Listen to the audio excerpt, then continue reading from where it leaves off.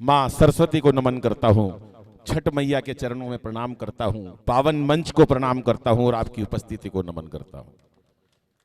3-4 लोगों ने ताली बजाई है, रहने दो,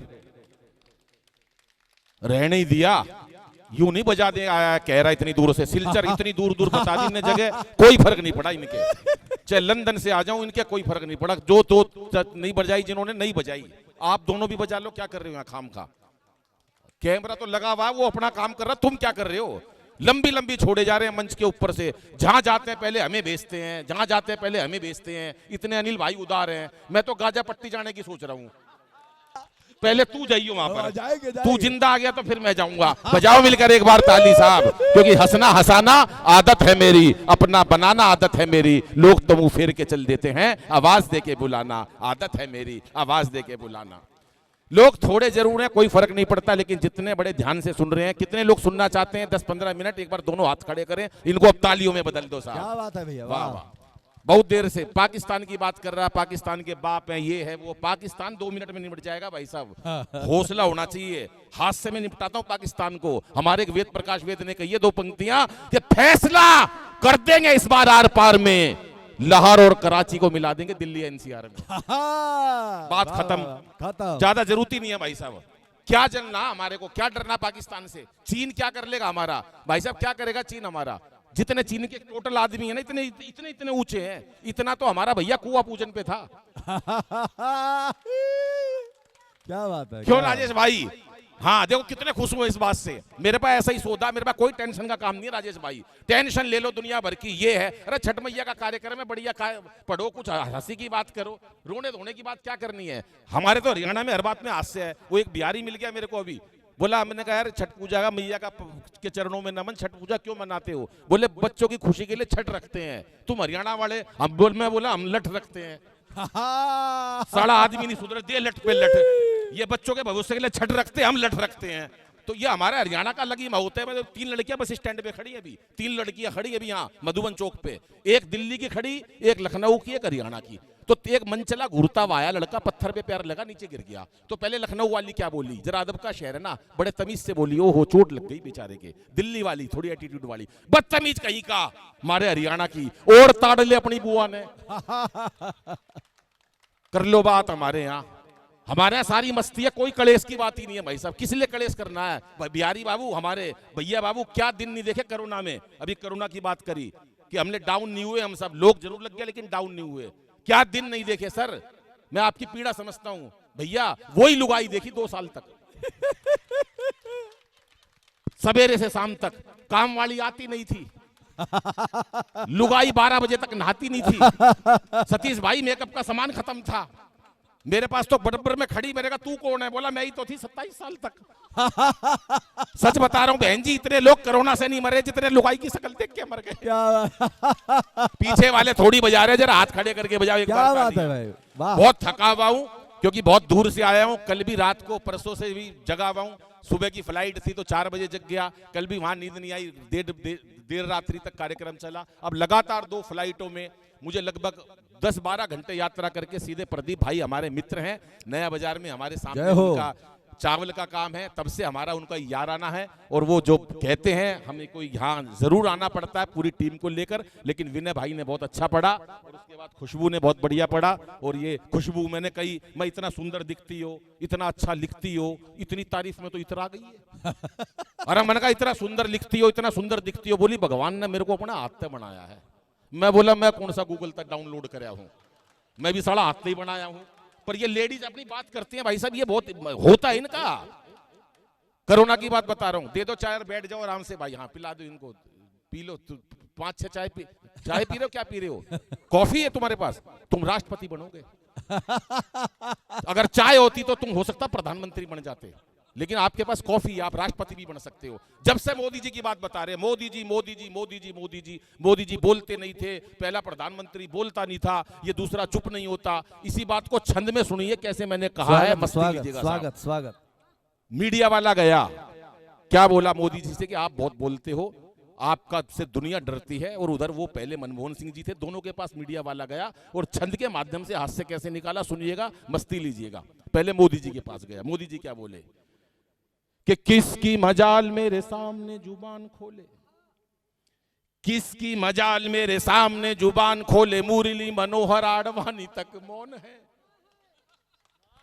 मोदी जी देश के बड़े नेता हैं, जहां जाते हैं मुरली मनोहर जोशी और आडवाणी जी को अपने साथ ले जाते हैं, खास तौर से शपथ ग्रहण समारोह में उन्हें दिखाते हैं शपथ ग्रहण समारोह कैसे होता है, और अपने सामने ऐसे बिठा देते हैं सुरेश बाबू और भाई साहब बैठे हुए, और एक ही बात कहते हैं, मित्रों आज मैं जो कुछ भी हूं जहां कहीं भी हूं इन दोनों की वजह से हूं, और ये दोनों जहां कहीं हैं। कि किसकी मजाल मेरे सामने, थोड़ी यार इसकी वॉल्यूम बढ़ाइयो जरा, किसकी मजाल मेरे सामने जुबान खोले, मुरली मनोहर आडवाणी तक मौन है, और रोमिंग में अंबानी, लोकल में अमित शाह, मेरे पास गुजराती डुअल सिम फोन है, मेरे पास गुजराती डुअल सिम फोन है, कि ओबामा को भागई जो, बाइडन को भागई जो, दुनिया में छा गई जो, मेरे भाषणों में ऐसी जादू वाली टोन है, और पाकिस्तान जानता है, ये दाऊद भी मानता है, कि भारत का शेर मोदी दुनिया का डॉन है, भारत का शेर मोदी दुनिया का डॉन है, भारत का शेर मोदी दुनिया का डॉन है। 2 लाख करोड़ का लोन लेकर आए मोदी जी जापान से, कितना 2 लाख करोड़ का, बदले में देके आए गीता माता। 50 साल का लोन है, 50 साल का राजेश भाई, 50 साल बाद जब वो लोन नहीं पहुंचेगा उनके पास, तो गीता माता जी को खोल के देखेंगे, उसमें लिखा होगा, क्यों व्यर्थ चिंता करते हो, तुम्हारा क्या गया जो तुम रोते हो, जो आज तुम्हारा है कल किसी और का हो जाएगा। अब उसके बाद चला गया वो मनमोहन सिंह जी के पास, बोले मनमोहन सिंह जी, मोदी जी कह रहे हैं कि किसकी मजाल मेरे सामने जुबान खोले, मुरली मनोहर आडवाणी तक मौन है, आपका क्या कहना है। तो मनमोहन जी क्या बोले कि उनकी इजाजत के बिन कुछ बोल सकूं मैडम के सामने मैं होता भला कौन हूं। हास्य छंद से तालियां थोड़ी थी, कि उनकी इजाजत के बिन कुछ बोल सकूं मैडम के सामने मैं होता भला कौन हूं, और जब से संभाला है ये पीएम का पद मैंने आप सभी जानते हो तब से ही मौन हूं, कि चाहे जब लौटा दो मुझे घर की मैं पूंजी नहीं, चाहे जब लौटा दो मुझे घर की मैं पूंजी नहीं, बिना ब्याज और बिना शर्त वाला लोन हूं। और एक एक शख्स की तालियां चाहिए, कि बिना ब्याज वाला मैं तो बिना ब्याज वाला, कि शर्त वाला लोन हूं, और आउट गोइंग जाती नहीं, इनकमिंग आती रही, साइलेंट किया हुआ सोनिया का फोन हूं, साइलेंट किया हुआ सोनिया का फोन हूं, साइलेंट किया हुआ सोनिया का फोन हूं। कि सत्ता को संभालते ही मोदी ने ऐलान किया कि खुद नहीं खाऊंगा और खाने नहीं दूंगा मैं, और अखिलेश बोले अब जिंदगी में राहुल को अपनी साइकिल चलाने नहीं दूंगा मैं। अमित शाह बोले चाहे कोई भी जुगाड़ करूं, अमित शाह बोले चाहे कोई भी जुगाड़ करूं, गवर्नमेंट किसी को बनाने नहीं दूंगा मैं। अब योगी जी का बयान, स्कोड रोमियो उत्तर प्रदेश, और आपकी तालियां, कि अमित शाह बोले चाहे कोई भी जुगाड़ करूं, गवर्नमेंट किसी को बनाने नहीं दूंगा मैं। और योगी जी ये बोले मेरा नारी से क्या लेना देना, खुद ना पटाई और पटाने नहीं दूंगा मैं, खुद ना पटाई और पटाने नहीं दूंगा। क्या बात क्या बात क्या क्या बात है यार, तुम कह रहे हो श्रोता थोड़े हैं, तो बहुत ज्यादा श्रोता है। क्या बात की तालियां सर, सैल्यूट करता हूं आपको। थोड़े लोग सुनते हैं, मुझे लगता है कौरव सुन रहे हैं, ज्यादा लोग सुनते हैं, थोड़े लोग लगते हैं मेरे को पांडव सुन रहे हैं। आप मेरे लिए पांडव के बराबर हो, जय हो नहीं, इससे ज्यादा चमचागिरी मैं कर नहीं सकता तुम्हारी। हाँ। ये तीनों ऐसे बैठे, राजेश जी, सुभाष भाई बैठे हैं, मैं नाम भूल गया, हैं ईश्वर जी हैं, आप तो पिछले साल भी ये नाम बता रहे थे। चलो जो भी है, कुछ मिला के ईश्वर भगवान बैठा रखा बीच में, और एक वो बैठे हुए हैं। ये 3 लोग जब से बैठे हैं भाई साहब, इतने मस्त हैं ये। हालांकि मस्त ये क्यों है, मेरे को इनको देख के क्या याद आ रही है, 70 सीट थी दिल्ली के अंदर उस टाइम, 67 केजरीवाल ले गया था। कितनी ले गया, बाकी कितनी बची, वो ऐसे ही बैठे रहते हैं भाई साहब। ये कभी 4-5 लोग और आ गए भाई साहब। ये देखो, कविता से भी कुछ ना कुछ आमदनी कर लेता हूं मैं। आइए सर, आपका स्वागत है, बहुत बहुत धन्यवाद। हम ढूंढ रहे थे कोई श्रोता मिल जाए, सर आप आ गए, जाइयो जरा बाजार में देख के आइयो, 5-7 लोगों को लाइयो। नहीं होता भाई साहब, श्रोताओं की जरूरत होती है। वैसे मैं ज्यादा लंबी कविता पढ़ता नहीं भाई साहब, क्या फायदा ज्यादा लंबी कविता पढ़ दो।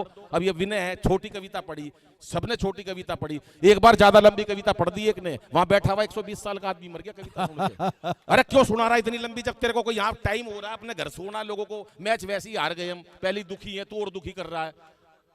मर गया अगला 120 साल का आदमी मेरी कविता सुनकर। कोर्ट में ले जाया गया कवि को, कवि महोदय तुम्हारी कविता सुनकर देश का एक वरिष्ठ नागरिक कम हो गया, तुमको सजा मिलेगी, वो भी फांसी की सजा मिलेगी, आप अपनी अंतिम इच्छा बताओ। कवि बोला जज साहब वही कविता मैं एक बार आपको सुनाना चाहता हूं। कर लो आप कितनी लंबी सुनाओगे। हमारा दिल्ली का मामला, केजरी भ्रष्टाचार फैला हुआ चारों तरफ। मैं तो एक स्कूल में चला गया, वहां पर भाई साहब पता चला मेरे को, इंस्पेक्टर आया हुआ स्कूल के अंदर। एक इंस्पेक्टर बोला भाई इंस्पेक्टर आया हुआ, एक बार पता चलो स्कूल के अंदर क्या हो रहा है। बच्चे को खड़ा करा, बोला बच्चे खड़े हो, बोला हाँ। बोला देश के प्रधानमंत्री का नाम, बोला जी रामलाल। अरे बोला रामलाल देश के प्रधानमंत्री का नाम, ये कौन है? बोला मेरे पिताजी का नाम था, 5 साल पहले घर से चले गए थे, माँ ने सोचा प्रधानमंत्री बन गए होंगे। अरे बोला ये क्या तू जुल्म कर रहा है, तेरे को यही नहीं पता देश का प्रधानमंत्री कौन है? मैं तेरे को स्कूल से निकाल दूंगा, सस्पेंड करवा दूंगा। बोला जी करवा ही नहीं सकते। बोला क्यों? बोला मैं स्कूल में पढ़ता ही नहीं। पढ़ता तो मेरा भाई है, बाहर गिल्ली डंडे का मैच था। बोला 10 रुपए दूंगा, तुम दोगे वो देगा। बोला तुम कैसे बदतमीज आदमी हो, तुम्हें पढ़ता। टीचर के पास गया, बोला टीचर साहब कैसे बच्चे रख रखे, उसको ये नहीं पता प्रधानमंत्री का नाम है, मैं आपको स्कूल से निकलवा दूंगा, ऐसे बच्चे पढ़ा रहा। बोला स्कूल से आप निकलवा ही नहीं सकते। बोला क्यों? बोला मैं स्कूल में टीचर ही नहीं हूं। टीचर तो मेरा भाई है, आज फसल काटने गया खेत में। बोला तू चला जाइए, इंस्पेक्टर साहब आएंगे। बोले यार तो बुरा हाल है, प्रिंसिपल के पास गया, प्रिंसिपल साहब कैसे बच्चे, कैसा टीचर, आपको स्कूल से सस्पेंड करवा दूंगा। प्रिंसिपल बोला देखो बुरा मत मानना, सस्पेंड आप नहीं करवा सकते, क्योंकि प्रिंसिपल मैं भी नहीं हूं। प्रिंसिपल मेरा भाई है। आज दिल्ली में मुकदमा था, वहां चला गया, भारत मुकदमा था, वहां चला गया है, और वो बोल गए थे कि इंस्पेक्टर साहब आएंगे, 10,000 की गड्डी दे देना उनको, और वो सारी फाइलों पर साइन कर देंगे। ये 10,000 की गड्डी और सारी फाइलों पे साइन कर दो। इंस्पेक्टर साहब बोले ये तो मैं था जो गड्डियों पर लेकर ये साइन कर रहा हूं, अगर असली इंस्पेक्टर आ जाता तो क्या होता। तालियां पहले बजा दी, अब सुन लो। तो प्रिंसिपल भी एक नंबर का उस्ताद, बोला जहां बच्चे नकली, मास्टर नकली, इंस्पेक्टर नकली, सब कुछ नकली, आपने कैसे सोच लिया 10,000 की गड्डी भी?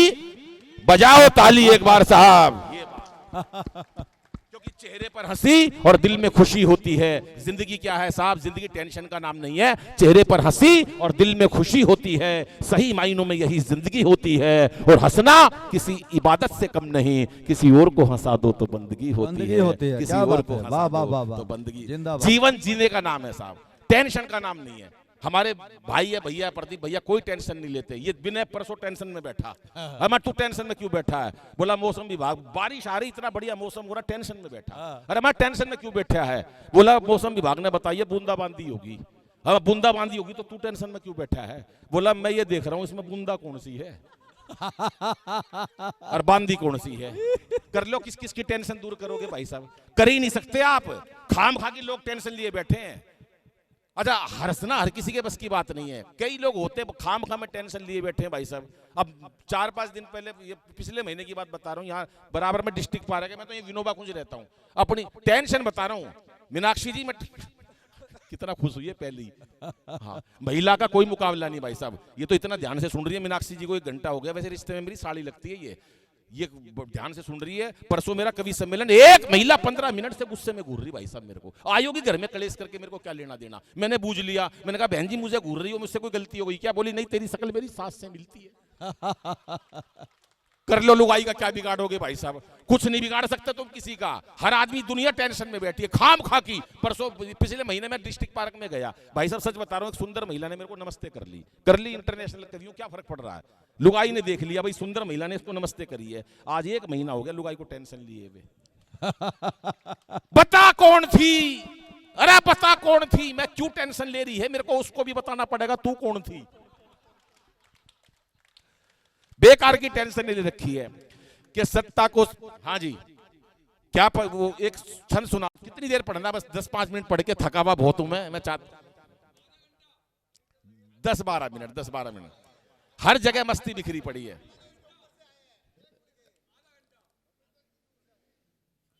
चलो एक बार तालियां बजाओ, कुछ ना कुछ सुनाते हैं आपको।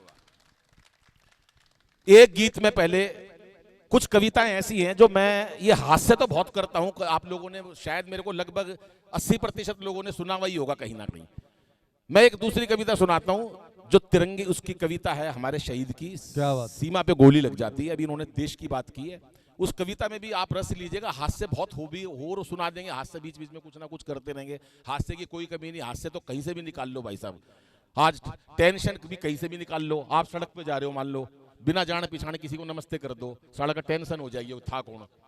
तो टेंशन का कोई मतलब नहीं है भाई साहब, हर आदमी दुनिया टेंशन में बैठी है खामखा, एक बैठा टेंशन में। अरे मैंने कहा तू टेंशन में क्यों बैठा है? बोला अनिल भाई एक दिन ये सारी दुनिया मर जाएगी। मैं दुनिया मर जाएगी तो तूने टेंशन क्यों ले रखी है भाई, ये तो भगवान का काम है, कोई मरेगा कोई जिएगा, तू टेंशन में क्यों बैठा है? बोला जो सब आखिरी में मरेगा उसने शमशान घाट कौन लेके जाएगा। कर लो टेंशन की बात। एक शहीद की कविता सुनाता हूं, साथ सीमा पे गोली लग जाती है। ये जो त्योहार हम मनाते हैं, ये हम अगर सच्चे कोई देशभक्त होते हैं, हम व्यापारी लोग धरना कर देते हैं, प्रदर्शन कर देते हैं, अपने स्वार्थ के लिए गवर्नमेंट से लड़ते हैं। कई बार आपने देखा होगा अब तो किसान भी लड़ने लगे, पहले किसान ऐसा बहुत कम करते थे, कभी कभी साल में 10 साल में एक आधी बार रैलियां होती थी, लेकिन अब तो किसानों के नेता ने भी पॉलिटिक्स बना ली। हम व्यापारी हो धरना कर देते हैं, किसान भी धरना कर देते हैं, लेकिन कभी आपने किसी सेना के व्यक्ति को देखा है कि उन्होंने पूरी जिंदगी में देश की आजादी के बाद कभी 500 सैनिकों ने कहीं धरना करा हो या प्रदर्शन करा हो? बिल्कुल नहीं। क्या उनके मन में कोई अरमान नहीं होगा? क्या उनकी कोई ख्वाहिश नहीं होगी? दोस्तों, ये सिर्फ एक जज्बा होता है देश का, जो हर किसी के बस की नहीं होता। कई नेताओं ने उनके लिए गलत बयान दिए, लेकिन मेरी एक कल्पना, हाथ से बहुत पढ़ता हूं मैं और 1 घंटा और आपको हंसा सकता हूं, लेकिन कुछ कविताएं मैं एक दो ऐसी सुनाऊंगा जो आपको शायद कभी नहीं सुनाई, क्योंकि इतना बढ़िया मौसम, इतना बढ़िया माहौल। और प्रदीप भाई एक बात बता दूं, संख्या भले ही कम है, लेकिन ये कवि इस बात के गवाह हैं, जितनी सुंदरता से आपने ये पंडाल लगा रखा है, जितनी लाइटिंग चारों तरफ, एक जो दृश्य बनता है, ये सांझ का टाइम, रात का समय, ठंडा ऐसा मौसम जिसके अंदर एंजॉय कर सके, ये खुशियां साहब हर कोई नहीं दे सकता। एक बार प्रदीप भैया और हमारे बिहार मैत्री संघ के लिए तालियां बजा दो साहब। बड़ा मुश्किल काम है दूसरे के लिए टेंशन, एक कुछ प्यार क्रिएट करना जी, वरना साहब जिंदगी तो जिंदगी है, यहाँ टेंशन बहुत हैं। पहले गांव में जाते थे, बाबूजी सतीश बाबू 5 मिनट बैठो। पहले क्या होता था, हम गांव के अंदर बैठते थे साहब, बड़े बूढ़े हमारे बैठे हुए हैं, पंचायतें होती थी, बैठते थे, लोग मजाक करते थे, कोई बीमार नहीं होता था, हम एंजॉय करते थे। आज हमने एंजॉय करना छोड़ दिया, डॉक्टर ने हमारी एंजियोग्राफी करना शुरू कर दिया। वाह वाह वाह वाह। हमने हंसना छोड़ दिया। एक बार जोरदार ठाका लगा दो भाई साहब, 88,000 नाड़ी खुल जाती हैं। कितनी? 88,000। मन ने कही, रामदेव ने कही है। एक बार जोरदार ठाका लगा दो, 88,000 नाड़ी खुल जाती हैं।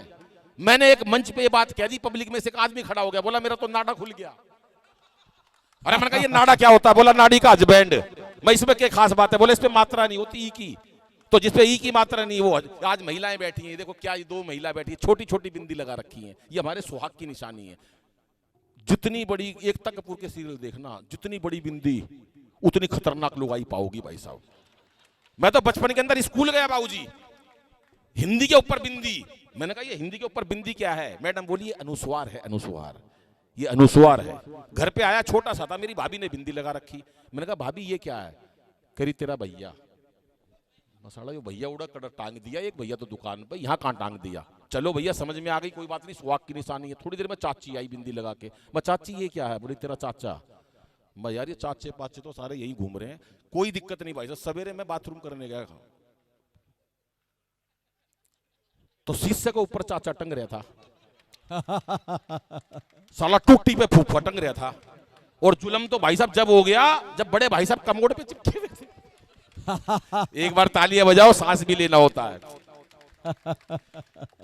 कि चेहरे पर हंसी और दिल में खुशी होती है। फिर रिपीट करता हूं, सही मायनों में यही जिंदगी होती है, और हंसना किसी इबादत से कम नहीं, किसी और को हंसा दो तो बंदगी होती है। प्रभु ने हमें काम सौंपा है कि हम आए इतनी दूर से, लेकिन थकान के बाद कई बार 1 घंटे का सफर कर लो तो मन करता सो जाएं, लेकिन ये प्रभु ने हमें भीतर ऐसे जज्बा दिया है कि जब कोई हंसता है, किसी के चेहरे पर मुस्कुराहट आती है, हमें लगता है हम पुण्य का काम भी कर रहे हैं, और ये हमारा समाज यूं ही खिलता फूलता बढ़ता आगे तरक्की करता रहे। वरना ऐसे व्यस्त समय के अंदर किसी को सुनने की बड़ा मुश्किल काम है, ये बहुत मुश्किल काम है।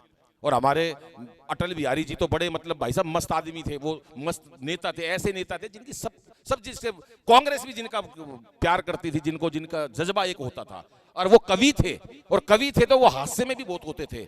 जब उन्होंने पोखरण विस्फोट करा राजस्थान के अंदर, तो कलाम जी को फोन करा उन्हें रात को 12:30 बजे।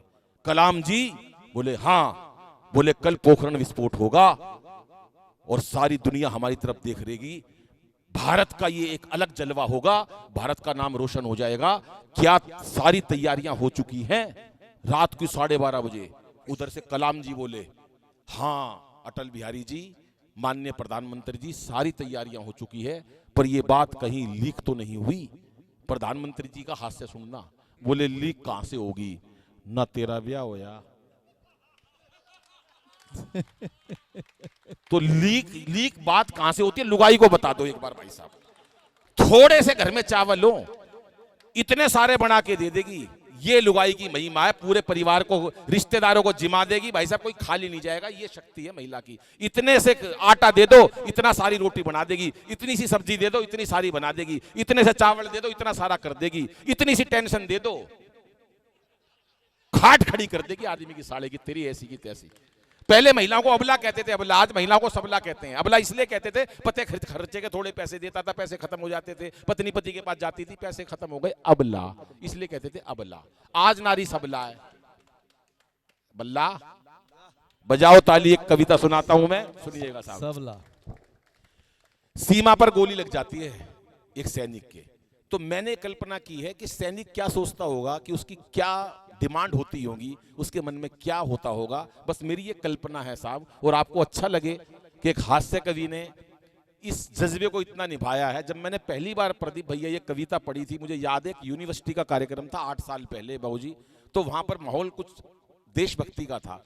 तो सुरेश बाबू, मैंने वो कविता यहाँ पढ़ी थी, तो मुझे अच्छा लगा कि जब देश के बड़े कवि, जो हमारे देश के अग्निधर्मा कवि हैं, शीर्ष मोर है, 50 साल से जिनका राज आता है, हरिओम पंवार जी, वो पीछे से खड़े हुए और उन्होंने अपने अपने गले का पटका, और वो मंच ऐसे बना हुआ था कि बिल्कुल काफी लंबा था, पीछे कवि बैठे हुए थे, लगभग वो 10 गज दूरी पर आए और उन्होंने अपना पटका मुझे पहनाया। तो मुझे लगा कि शायद ये कविता मैंने लिखी, और उन्होंने मेरे को बधाई इस बात पर दी कि अनिल, तुम हास्य के एक अद्भुत कवि हो, लेकिन आपने ये कविता लिखकर तो गजब कर दिया। एक बहुत बेहतरीन देशभक्ति का कवि इस प्रकार की कविता लिखने के लिए एक बार सोचेगा, लेकिन आपने कविता लिखी, तब मुझे उनसे प्रेरणा मिली, मैं उनका धन्यवाद करता हूं। सुनिएगा साहब, सीमा पर सैनिक के गोली लग जाती है और 2-3 मिनट में वो जाने वाला है, वो मरने वाला है, तो उसके मन में क्या होगा। लेकिन एक बात बताना हूं भूमिका में, कि ये जो सीमा पर होते हैं, इस कविता की भाषा मैंने कोई साहित्यिक प्रयोग नहीं किया, इसके अंदर ऐसे शब्दों का प्रयोग नहीं किया जो क्लिष्ट हो, आपकी समझ में ना आए। क्यों? इसका कारण है कि सैनिक अगर जो सीमा पर होते हैं, या तो हमारे किसानों के बेटे होते हैं, सामान्य परिवार गांव के होते हैं, किसी रईस के या नेताओं के बेटे सीमा पर नहीं होते साहब। बेटा थोड़ी देर रुक जा, कुछ भी मत कर, थोड़ा डिस्टर्ब ना कर, 2-4 मिनट की बात है बस। सुनिएगा साहब क्या सैनिक बोल रहा है, और मेरे को अच्छा इसलिए लग रहा है, 40-50 लोग भी हैं, लेकिन कितने मन से सुन रहे हो। और जब 5 लोग भी मन से सुनते हैं, हमें जरूरत नहीं होती 1 लाख आदमियों की। कुमार विश्वास के साथ मेरा कार्यक्रम था अभी अलवर में, कम से कम 1.5 लाख की भीड़ होगी, दूर तक पता ही नहीं चल रहा था कहां तक से रहें, कोई फर्क नहीं पड़ता इस बात से। अगर सुनने वाले 20 लोग भी मन से सुनते हैं तो हमारा मन करता है, फिर चाहे कितनी भी थकान हो, कितना भी कुछ हो, सुनिएगा साहब, समर्पित करता हूं। और ये इसलिए करता हूं कि हमारे भीतर भी उस देशभक्ति का जज्बा जागे। प्रदीप भाई, एक आपसे निवेदन और करता हूं, जो मैं हर मंच पे करता हूं जहां ये कविता सुनाता हूं, कि आप इतना बड़ा त्योहार मनाते हो, हमारे राजेश भाई पूरे दिल से मनाते हैं, सारी सोसाइटी इकट्ठी होती है। अगर आसपास रोहिणी में कोई शहीद का परिवार हो, तो उसकी पत्नी को, उसके बच्चों को कभी एक मिठाई का डिब्बा दे के आओ, या इस मंच के ऊपर सम्मानित करो। हम यहाँ सम्मानित राजनेताओं को तो कर देते हैं, लेकिन असली नेता तो साहब वो हैं जो हमारे लिए त्याग कर रहे हैं। कभी उनके घर की घंटी बजा कर जाओ, क्योंकि मैं प्रदीप भैया, मैं आपके द्वार पे आया हूँ, आपके चरण वंदन करता हूँ, आज आप शाम को आमंत्रित हैं, उसे इस मंच पर सम्मानित करो। उन्हें लगेगा कि हमने एहसान फरामोशों के लिए त्याग नहीं किया, हमने देशभक्तों के लिए त्याग किया। क्या बात है भैया, वाह वाह वाह।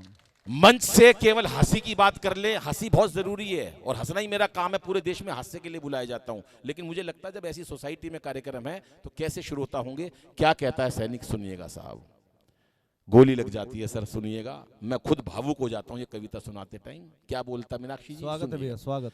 श्वास का अंतिम पहर हूं, अंतिम पहर है क्योंकि मरने वाला है। श्वास का अंतिम पहर हूं, हो गई जीवन की शाम, मेरा अंतिम गीत सुन लो फिर हमारी राम राम।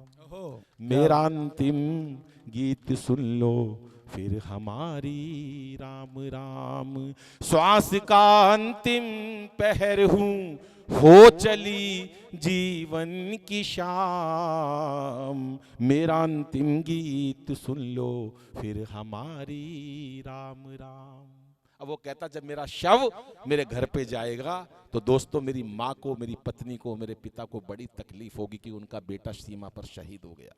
तो उनको ये बात कह देना, एक तो उसके मन में शायद कहीं होता होगा, सुनिएगा साहब, कि घर पे जाओ, मेरा शव जब मेरी लाश ले जाओ तो ये बोल देना क्या कि हो गया बेटा समर्पित भारती की शान में।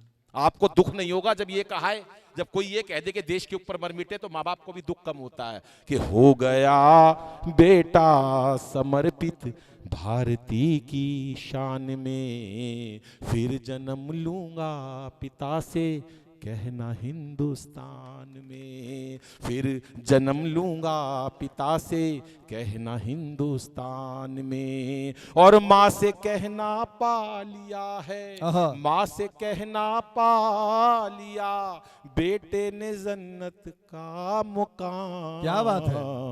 मेरा अंतिम गीत सुन लो फिर हमारी राम राम। श्वास का अंतिम पहर हूँ, हो गई जीवन की शाम, मेरा अंतिम गीत सुन लो फिर हमारी राम। अंतिम 6 पंक्तियां पढ़ता हूं और अपना इस 6 पंक्ति के बाद मैं चाहता हूं कि इस कार्यक्रम को विराम दिया जाए। सुनिएगा दोस्तों, एक नेता ने अभी, यहां मिल जाते हैं पद्मश्री, परमवीर चक्र, अशोक चक्र देती है गवर्नमेंट 26 जनवरी को, और आपने देखा होगा घोषणा होती है। लेकिन उसके बाद ये मोदी सरकार है जिसने कई बार जाकर, अरे छोड़ो यार को 2-4 मिनट, क्या चल रहा है ये विनय, कौन है ये भैया, बैठो बैठो आप बैठो, किसका फोन है ये है? अरे तो ये तो सुन लो पहले, इतना जरूरी है, कविता सारी खराब हो जाती है हमारी। हमारा ध्यान टूट जाता, हम बड़े मन से पढ़ते हैं। कविता करना खेल नहीं है, पूछो इन फनकारों से, ये लोहे को काट रहे हैं कागज की तलवारों से। जब कहीं पर भी विघन पड़ता और ऐसी कविता में पड़ता, बंद कर दो फोन उसको, फिर 2 मिनट बाद बात कर लेना, क्या फर्क पड़ता है साहब। मैं कहा था, मुझे याद नहीं है साहब। हाँ, दूसरा पंक्ति में पढ़ रहा था मैं कि अशोक चक्र परमवीर चक्र मिल जाते हैं साहब, लेकिन एक अखबार में पढ़ा था कि उनकी विधवाएं पेंशन के लिए चक्कर लगाती हैं। और साहब एक जगह तो गांव में ऐसा हाल था, पति शहादत दे गया और उसके बाद कहीं जाकर पता चला कि पैसे नहीं थे तो घर की लाइट काट दी गई पैसों के अभाव में। तो सोचो हमारा देश क्या कर रहा है। अभी इजराइल की शक्ति देखिए, इजराइल के राजा ने अपने बेटे को लड़ने के लिए भेजा है, ये देशभक्ति है साहब। हम कहाँ उनकी विधवाओं को ये भी नहीं पूछते कि वो कहाँ रखे हैं। हम हजारों कवि सम्मेलन करते हैं, हम हजारों आयोजन करते हैं, हम आसपास दुनिया भर का पैसा खर्चते हैं, लेकिन कभी किसी को ये निगाह नहीं आता कि यार रोहिणी में भी कोई एक शहीद रहता होगा। कभी उसके परिवार के भी पास जाकर उसके परिवार को भी ये कहो कि आज आपको सम्मानित करते हैं, आज आपको प्यार करते हैं। साहब ये जज्बा, ये इस मंचों से पैदा होगी ये बात, ये मीडिया नहीं करेगा, क्योंकि मीडिया केवल अपने काम के लिए लगा हुआ है, नेता केवल अपनी गद्दी के लिए लगा हुआ है। अगर इस देश के अंदर सच कहने की ताकत है तो वो कवि के अंदर है। इसलिए कहना चाहता हूं, अगर 50 लोग भी सुनेंगे तो ये बात हजारों लोगों तक पहुंचेगी साहब। और मैंने 10 संस्थाओं में बात कही और उन्होंने मेरे से प्रॉमिस किया, अनिल भाई जब भी दोबारा इस कवि सम्मेलन में आओगे तो शहीद का एक परिवार का एक बच्चा, पत्नी, माँ या बाप उस मंच पर होगा, हम आपसे वादा करते हैं साहब। अब सुनिएगा साहब, क्या उस सैनिक ने सोचा होगा कि आप बेशक हम शहीदों को पदक मत दीजिए, रो रहा परिवार बेबस ख्याल उनका कीजिए, रो रहा परिवार बेबस ख्याल उनका कीजिए। भूख से बच्चे न तड़पें, भूख से बच्चे न तड़पें, कर दो इतना इंतजाम, मेरा अंतिम गीत सुन लो फिर हमारी राम राम। श्वास का अंतिम पहर हूँ, हो गई जीवन की शाम, मेरा अंतिम गीत सुन लो अरे फिर हमारी राम राम। और अंतिम 3 पंक्तियां पढ़ता हूं साहब। अगर तालियां बजानी हो और सम्मान देना हो तो अंतिम तीसरी पंक्ति पर देना साहब। एक साउथ के नेता ने बयान दिया, आपने पढ़ा होगा, आपकी स्मृतियां हमारी कमजोर हैं। ये पॉल्यूशन इतना है दिल्ली के अंदर, बुरा हाल मचा रखा है। हम जनता यहाँ 1.25 करोड़ की जनता ये पूछने की ताकत नहीं रखती केजरीवाल से या किसी भी सरकार से कि हमारे को मौत के मुंह में क्यों ढकेला जा रहा है। हर साल 2 महीने हम परेशान होते हैं, हमारी जिंदगी की 70 सिगरेट हम रोज पी रहे हैं, लेकिन किसी के अंदर हिम्मत नहीं है, ये ताकत नहीं है किसी सरकार से कहने की, क्योंकि साहब कहीं ना कहीं हमारे स्वार्थ जुड़े हुए हैं। वरना ये जिंदगी हम जो जी रहे हैं, ये जीने के लिए हमने क्या अपराध करा है वोट देकर? साहब मैं बताता हूं, उस नेता ने बयान दिया, मर गए तो क्या हुआ, तनख्वाह नहीं देती क्या गवर्नमेंट? मैं पूछना चाहता हूं यहां कितने ऐसे लोग हैं जिनको 5 लाख रुपया महीना दे दो और वो -10 डिग्री के अंदर अपना जीवन गुजार दे? है कोई यहां पर ऐसा? या +60 डिग्री में गुजार दो। मैं गया था नाथुला पास 3 साल पहले, अपनी पत्नी और बच्चों के साथ मैं घूमने गया था। उस तरफ से हम नाथुला पास चले गए, वहां सांस कम हो जाती है, तो जो कपूर हम जलाते हैं उसको सूंघता या मक्का खाने से थोड़ा सा सांस आता है। तो मैं वहां चला गया, तो यहाँ चीन का बॉर्डर, यहाँ पर हमारे हिंदुस्तानी खड़े बिल्कुल ऐसे जैसे भाई साहब और ये बैठे हुए, इतनी दूरी पर ही, बस वो नीचे खड़े थे, ऐसे ऊपर खड़े थे, और वो बोलते भी बड़ी बदतमीजी से हैं चीन के लोग। वो जैसे अगर थोड़ा सा किसी ने पाँव यहाँ कर दिया, अगर वो पर्यटक वहाँ गया हुआ है और उसने देख लिया, तो प्यार से नहीं बोलेगा कि भैया अपना पाँव पीछे कर लो, वो बदतमीजी से बोलेगा अपनी भाषा के अंदर कि इसका पीछे करो, हटाओ यहाँ से पाँव, तुमने हमारी सीमा पे पाँव कैसे रख दिया। तो मैंने देखा ऊपर चोटी के ऊपर एक गन लेकर खड़ा हुआ आदमी, भाई साहब मैंने देखा यहाँ इतनी ठंड है और मौसम भी इस टाइम ठंड का नहीं है, उसके बाद ऐसी सर्दी है, वो जो ऊपर खड़ा हुआ उस चोटी पर, वो बंदूक लेकर खड़ा हुआ है, वो अकेला खड़ा हुआ है। कोरोना के अंदर हम घर में, हमारा परिवार था, डिप्रेशन में लोग मर गए, जो दाखिल हुए हॉस्पिटल में वो मर गए बिना परिवार के, 3-3 दिन में लोग मर गए। मैं सोचता था कि वो 2-2 महीने ऊपर, 5-5 दिन तक, 2-2 महीने तक, 5-5 साल तक, पूरी उम्र तक वो वहाँ खड़े रहते हैं। साहब कभी कल्पना करिए उनके त्याग की। नीचे से एक आदमी गर्म पानी देने जाता है, जब वो पीते हैं उसकी रोटी बनती है, उससे ही शरीर पूछ लेते हैं, सारी जिंदगी वो वहाँ काट देते हैं। हमें उनके त्याग का कुछ नहीं पता साहब। तब अनिल अग्रवंशी एक बात कहता है और उनके जज्बे को सलाम करता है और तमाचा मारता उस नेता के मुंह पर जिसने ये कहा कि पैसे मिलते हैं, तनख्वाह मिलती है, जान दे दी तो क्या हो गया। अब साहब सैनिक क्या कहता है, वहां एक तिरंगा टंगा हुआ है केवल उस चोटी पर। तो अनिल अग्रवंशी की 3 पंक्तियां सुनना और भरपूर तालियां अब बजानी हो तो सुनिएगा साहब क्या बोलता है वो सैनिक। कि धड़कने अब गीत वंदे मातरम गाने लगी। ये जो धड़कन है, जब हम जाते हैं पता नहीं क्या आवाज आती होगी, लेकिन जब सैनिक जाता है तो क्या कहता है, ये कल्पना है कि धड़कने अब गीत वंदे मातरम गाने लगी। अलविदा ए दोस्तों अब नींद सी आने लगी। अलविदा ए दोस्तों अब नींद सी आने लगी। मूंद कर आंखें करूं मैं, सच्ची देशभक्ति को सलाम करना, मूंद कर आंखें करूं मैं उस तिरंगे को सलाम।